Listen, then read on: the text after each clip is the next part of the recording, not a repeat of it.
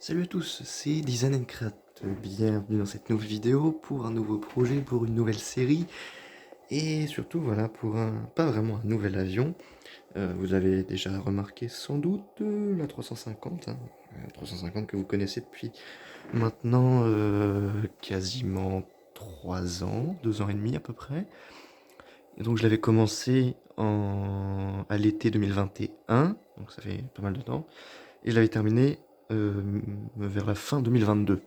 Donc ça fait aussi un an quasiment, enfin ça fait plus d'un an que je l'ai terminé.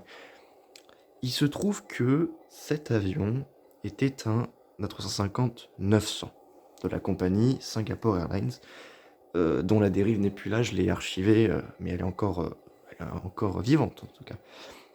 Mais il se trouve qu'il n'y a pas longtemps, j'ai eu une idée. J'ai voulu transformer cet avion pour en faire un A350 plus grand. Et comme vous l'avez compris, c'est un 350 000 que je suis en train de faire. Qui dit A350 000 dit que Singapore Airlines ne peut pas être la livrée, la compagnie dans laquelle l'avion est construit.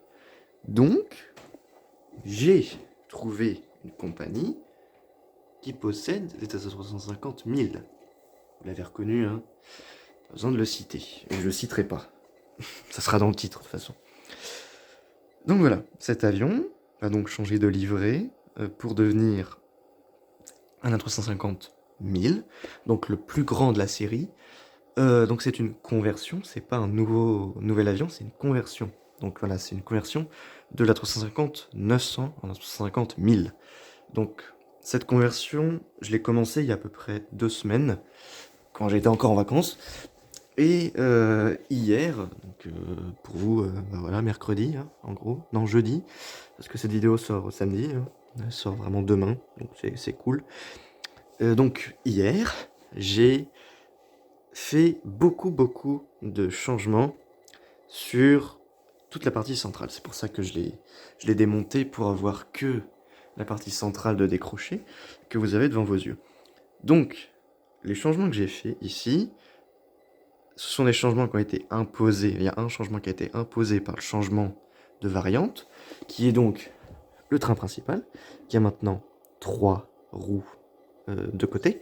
Donc ce qui fait un total de 12 roues pour le tronçon central, et au total donc 18. Ça fait un 18 roues au total, c'est le maximum qu'on puisse avoir sur un 350 tout court.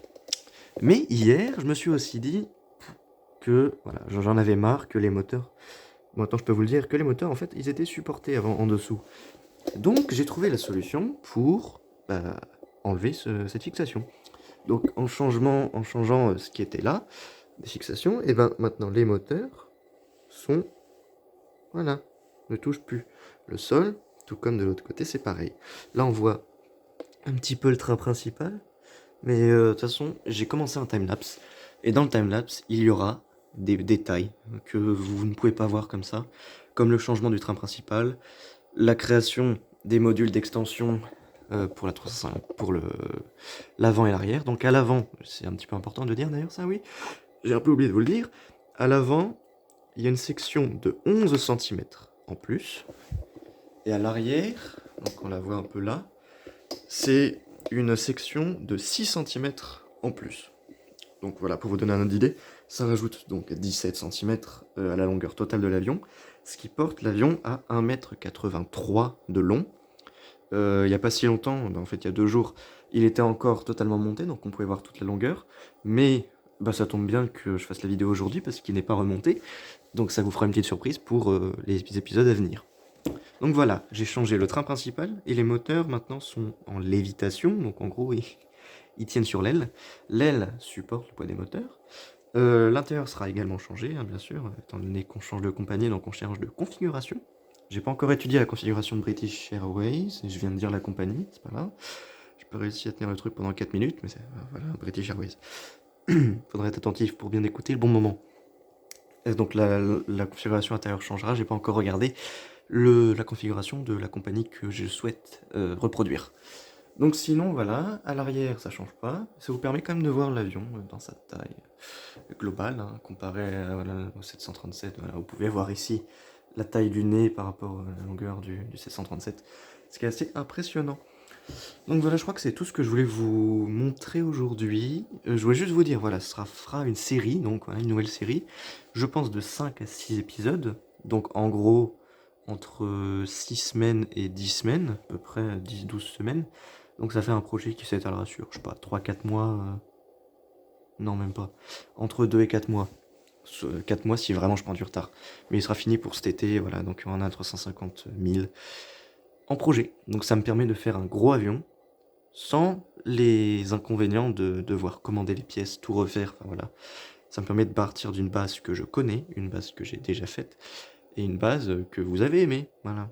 Donc j'espère que cette série sera aussi bien accueillie que la CA350-900. Et puis voilà, maintenant on va laisser place à 350 000.